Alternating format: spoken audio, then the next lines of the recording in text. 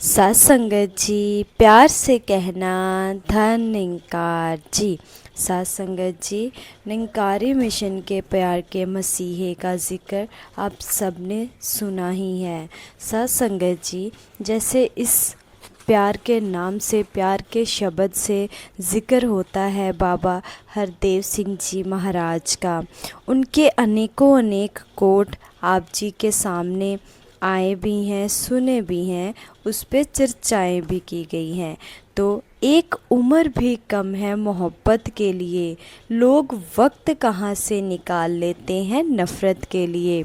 तो उनका ही ये कथन आइए ज़िक्र करते हैं आज बाबा हरदेव सिंह जी के किरदार के जैसे हम कैसे बने, बाबा जी जैसा किरदार बने।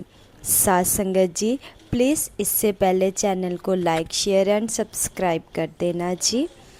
बाबा हरदेव सिंह जी महाराज ने 36 वर्ष सिर्फ इंसानियत के लिए ही समर्पित किए।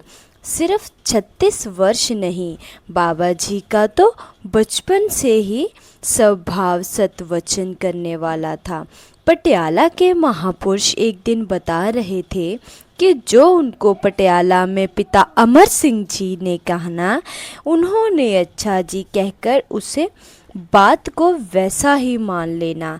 उन्होंने बताया कि एक बार नवंबर समागम के दौरान समागम ग्राउंड में बाबा जी सेवा कर रहे थे। उन्हें पता चला कि राजमाता जी और बाबा गुरबचन सिंह जी समागम ग्राउंड में रिहायशी टेंटों में दर्शन देने के लिए आ रहे हैं। ये बात सुनकर बाबा हरदेव सिंह जी जब उन रिहायशी टेंटों की तरफ गए तो एक महापुरुष ने उनको ये कहते हुए रोक लिया, आप अभी अंदर नहीं जा सकते, अंदर बाबा जी और राजमाता जी हैं। बाबा जी अच्छा कहकर वहीं पर खड़े हो गए। अगर वो चाहते तो अपनी पहचान बताकर अंदर जा सकते थे, पर उन्होंने ऐसा नहीं किया। बाबा जी हमेशा मर्यादा में रहे। एक मसूरी की घटना भी सुनने को मिली। एक बार बाबा गुरबचन सिंह जी और कई महापुरुषों के साथ बाबा Hardev Singh ji camel back road पर सैर करने के लिए निकले। थोड़े ही आगे गए तो बाबा गुरबचन सिंह जी ने कहा, ये रास्ते में जो पत्थर पड़ा हुआ है इससे किसी को भी ठोकर लग सकती है, चोट लग सकती है, इसे यहाँ से हटा देना चाहिए। जितने भी महापुरुष साथ में थे सब ने सिर हिलाकर हामी भरी और साथ में आगे निकल गए। बाबा हरदेव सिंह जी वहीं रुक गए। उन्होंने अपने गुरु का वचन माना और उन्होंने उस पत्थर को उसी समय हटाया ताकि जब बाबा जी वापस आए तो उन्हें ये पत्थर नजर ना आए। आप भी जानते ही हैं कि बाबा जी के मजबूत कंधों पर इस मिशन की जिम्मेदारी पड़ी, तो उन्होंने इस मिशन को कहां से कहां तक पहुंचाया। हर एक बात को इतने प्यार, इतने आसान तरीके से हमको समझाया कि कल की ही बात चल रही थी। बाबा जी एक घर में चरण डालने गए। उनके घर में एक सिंगल सीटर सोफा, बाबा जी उस सोफे पर बैठ गए। इतनी देर में उनके घर का छोटा सा बच्चा आया और कहने लगा, बाबा जी आप छोटे सोफे पर मत बैठो, आप बड़े वाले सोफे पर बैठ जाओ। बाबा जी अच्छा कहकर दूसरे सोफे पर जाकर बैठ गए और जैसे ही बाबा जी उस बड़े वाले सोफे पर जाकर बैठे, छोटे सोफे के ऊपर जो पंखा लगा हुआ था वो सोफे पर गिर गया। एकदम वो छोटा सा बच्चा कहता है, बाबा जी देखा मैंने आपको बचा लिया।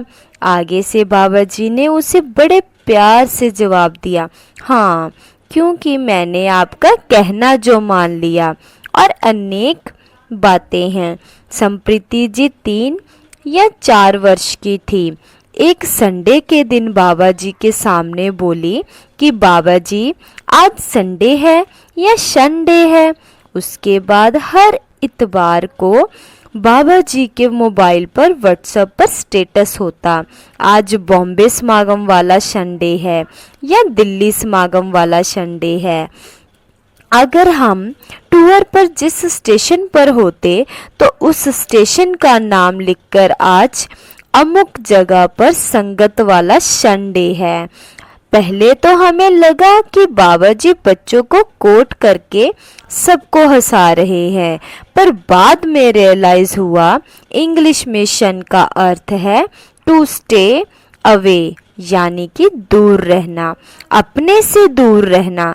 बाबा जी ने इस छोटे से वर्ड से हमें ये समझाया जितने भी हमारे अंदर नेगेटिविटी यानी कि नकारात्मक है, बुरी आदतें हैं, ईगो है, हम उन सब को अपने से दूर करें। हम संगत में जाते हैं फिर भी हमारा सारा कुछ एक ही साथ छोड़ देते हैं, पर हम हर संगत से कम कुछ अच्छी बातें लेकर आएं और अपनी एक दो बुराइयां वहीं पर छोड़ कर आएं। आप सब जानते हैं कि बाबा जी को स्पोर्ट्स का, ट्रैकिंग का या गेम्स का कितना शौक था। एक बार मसूरी में ट्रैकिंग करते समय हम लोग काफ़ी नीचे उतर गए और काफ़ी नीचे पहुंचा कर देखा कि बाबा जी का पाँव मुड़ गया है। पाँव मुड़ने पर काफ़ी दर्द हुआ, पर बाबा जी ने किसी को बताया नहीं। बाबा जी ने फेस एक्सप्रेशन यानी कि चेहरे के हाव भाव से किसी को महसूस भी नहीं होने दिया। जब हम लोग ऊपर चढ़कर मेन रोड पर पहुंचे तो वहां से गाड़ी में बिठाकर एक्सरे के लिए ले गए। बाबा जी को डॉक्टर ने कहा कि पैर का मांस फट गया है, 2-3 हफ्ते अब बेड रेस्ट पर रहना पड़ेगा।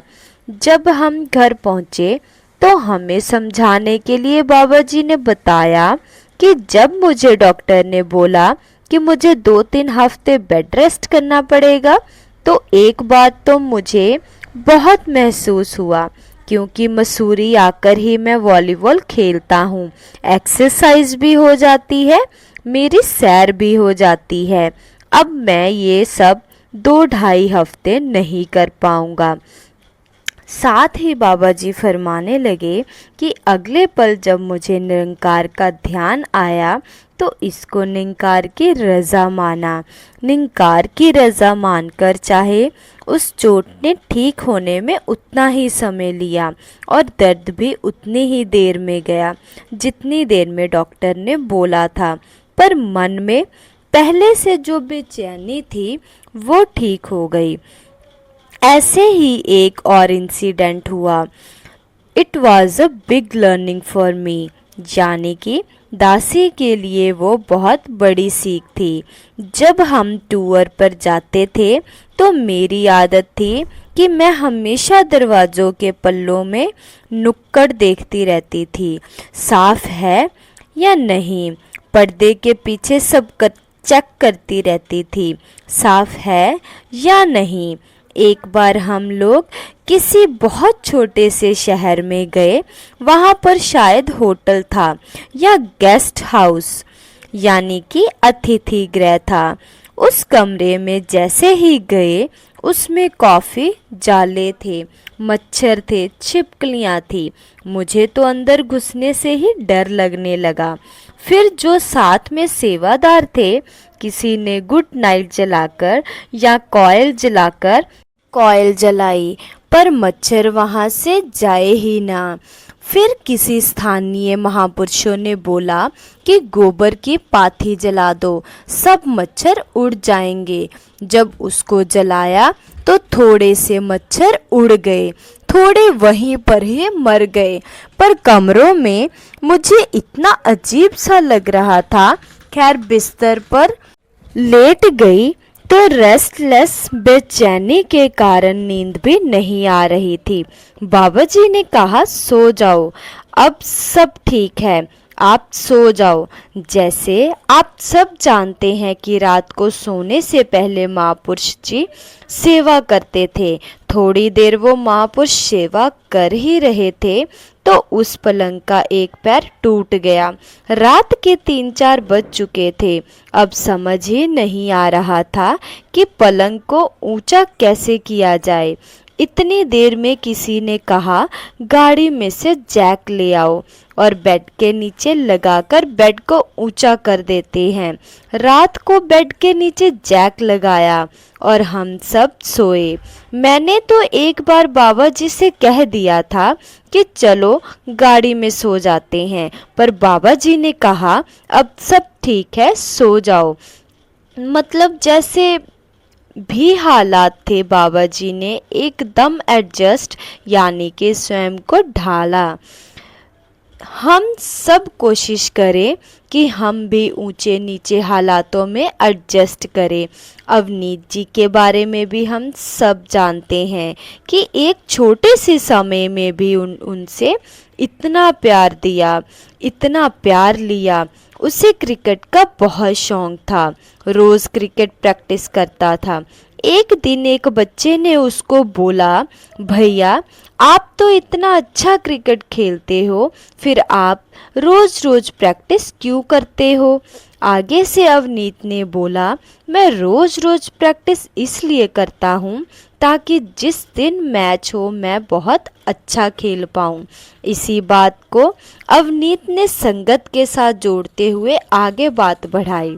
कहने लगा, हमें संगत भी रोज़ करनी चाहिए, क्योंकि ज्यों-ज्यों हम संगत करते हैं हमारे अंदर भक्ति प्रीत प्रेम की आदत आती है, और जब ये आदत आती है तो वह हमारा स्वभाव ही बन जाता है। फिर हमें कभी कोई भी मुश्किल हो तो हम कभी घबराते नहीं हैं, क्योंकि हमारे स्वभाव में हम निरंकार के साथ पूरी तरह जुड़ चुके होते हैं। कुछ समय पहले एक बहन आई और कहने लगी, माताजी मेरा बेटा हुआ है, मैंने उसका नाम अवनीत रखा है। साथ में उसने ये भी कहा कि जब ये पैदा नहीं हुआ था तब से ही मैंने सोचा था कि मैं इसका नाम अवनीत रखूंगी, चाहे लड़का हो या लड़की हो। आप आशीर्वाद दो, इसके अंदर सारे अवनीत जी वाले गुण भर दो। निरंकार कृपा करे, हर घर में लंबी उम्र के साथ अवनीत जी जैसी ह्यूमैनिटी और भक्ति के संस्कार वाले बच्चे हो। बाबा जी ने तो अपनी पूरी जिंदगी इंसानियत को समर्पित की है। अगर उन्होंने संगत को एक माँ का दर्जा दिया तो संगत के प्रति पूरी तरह से समर्पित हुए।